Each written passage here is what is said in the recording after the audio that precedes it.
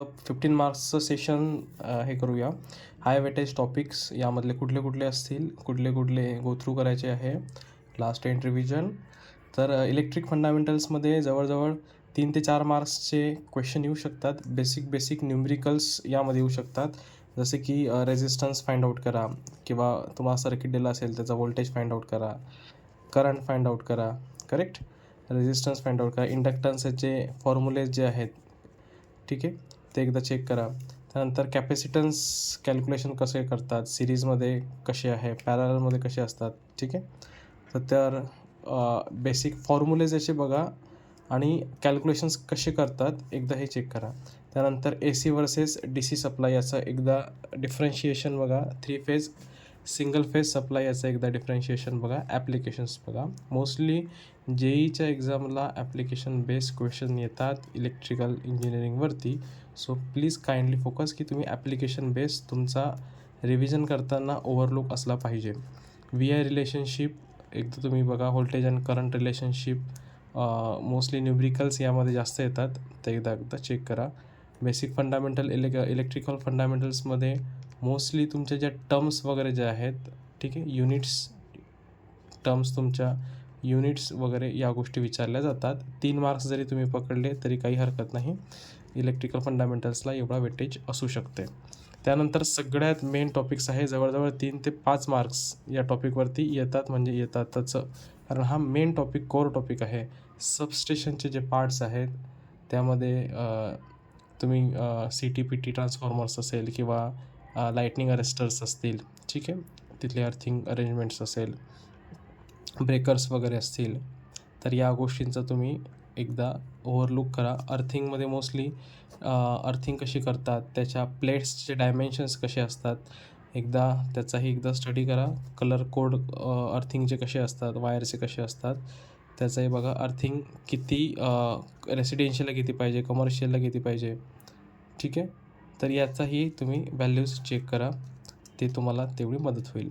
Circuit ब्रेकरमध्ये mostly previous एक्झामच्या याला JEEच्या याचे फक्त फुल फॉर्म विचारले गेले होते. MCB, MCCB, ELCB, ठीक आहे.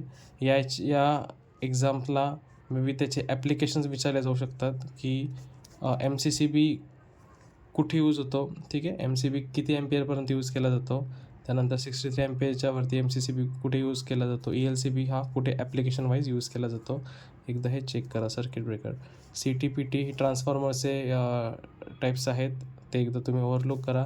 रिले चार्ट आहे, रिले ॲक्टिवेट कसा होतो, ठीक आहे, सर्किट ब्रेक कसं होते, एकदा तुम्ही याचाही स्टडी करा. मोस्टली सबस्टेशनवरती जवळजवळ 5 मार्क्स तुम्हाला कवर होतात. तर ज्याला फक्त टार्गेट ओरिएंटेड स्टडी करायचा असेल, मी तुम्हाला एक नॉर्मली आयडिया देऊन दिलेली आहे की किती मार्क्सला कुठले कुठले क्वेश्चन येऊ शकतात, ठीक आहे. High voltage line, low voltage line, ठीक आहे. त्यानंतर त्याचे इन्सुलेटर्स, मोस्टली इन्सुलेटर्सवरतीही क्वेश्चन्स येतो. पण डायरेक्टली घेऊया की टाईप्स ऑफ इन्सुलेटर्स वगैरे कसे यूज करतात, केबल्समध्ये पण यूज करतात, आणि इन्सुलेटर जे कपिंग इन्सुलेटर जे असतात ते आपण हाय व्होल्टेज किंवा लो व्होल्टेज लाईन्समध्ये पण यूज करतो. तर इन्सुलेटरवरती जरा मेजरली तुम्ही फोकस करा. यावरती 1-2 मार्क्सचे क्वेश्चन्स येतात, म्हणजे येतात. ट्रान्सफॉर्मर्सचा हे करताना बेसिक्स ट्रान्सफॉर्मर्स हे करा, ठीक आहे. बेसिक्स त्याचे टाईप्स बघा, कुठल्या फंक्शनला कुठला ट्रान्सफॉर्मर यूज केला जातो. त्यानंतर सर्किट ब्रेकरमध्ये SF6चं यूज काय आहे, ठीक आहे. तर डायलेक्ट्रिक स्ट्रेंथ किती असते, लाईक जे पण इन्सुलेटिंग मटेरियल आहे त्यांच्या डायलेक्ट्रिक स्ट्रेंथ कशा आहेत, काय आहेत, याचं तुम्ही एकदा ओव्हरलुक करा, म्हणजे तुम्हाला बरं पडेल. हे इम्पॉर्टंट क्वेश्चन्स यावरती तयार होऊ शकतात.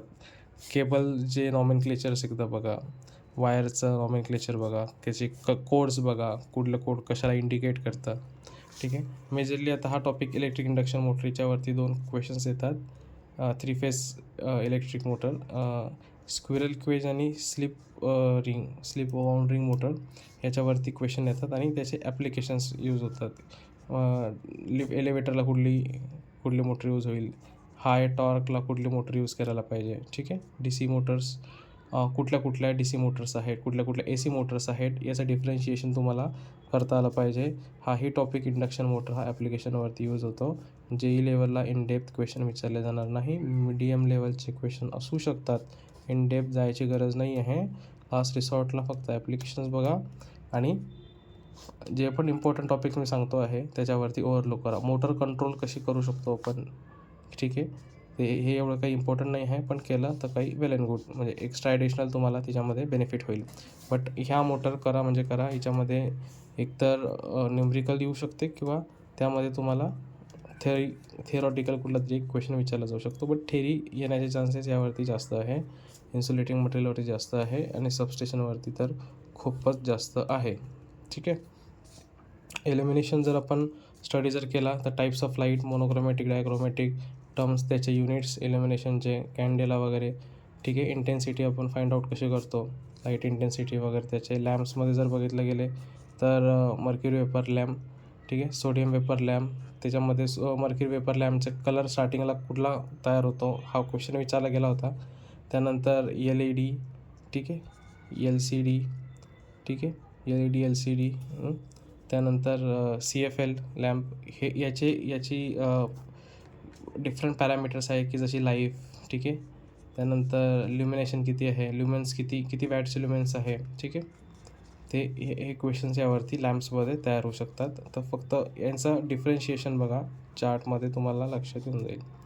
त्यानंतर डिजिटल इन्स्ट्रुमेंट्स आपण कुठे कुठे यूज करतो. त्यानंतर मेगर, मोस्टली मेगरवरती क्वेश्चन्स तयार होऊ शकतात. मेगर हे डिजिटल इन्स्ट्रुमेंट्स आहे, ठीक आहे. जेव्हा डिस्कंटिन्युटी येते तेव्हा रिडिंग्स कशा मिळतात, रेजिस्टन्स इन्फिनिटी वगैरे कधी असतो, 0 कधी असतो, एकदा मेगरच्या याच्यावरती तुम्ही चेक करा. त्यानंतर मल्टीमीटरमध्ये आपण कुठल्या पॅरामीटर्स चेक करू शकतो, त्याचे रेंजेस काय असतात, ठीक आहे. त्यानंतर इंडियन इलेक्ट्रिसिटी रूल्स यावरती एक क्वेश्चन फिक्स येतो म्हणजे येतो, तर हे पाठ करून घ्या. इंडियन इलेक्ट्रिसिटी रूल्स जे आहेत 1986चे हे रूल्स जे आहेत, तर हे तुम्हाला पाठ पाहिजे म्हणजे पाहिजे, जेणेकरून तुम्हाला 1 मार्कचे क्वेश्चन जो आहे तर हा तुम्हाला सॉल्व करू शकतात. एक ट्रिक यूज करायची, मेजर जे अर्थिंग रिलेटेड आहे किंवा वायरिंग रिलेटेड जे आहे, ठीक आहे. तर हे इलेक्ट्रिसिटीचे कोड जे आहेत ते फक्त मेन लक्षात ठेवा, बाकीचे करायची एवढी काही गरज नाही. थँक्यू.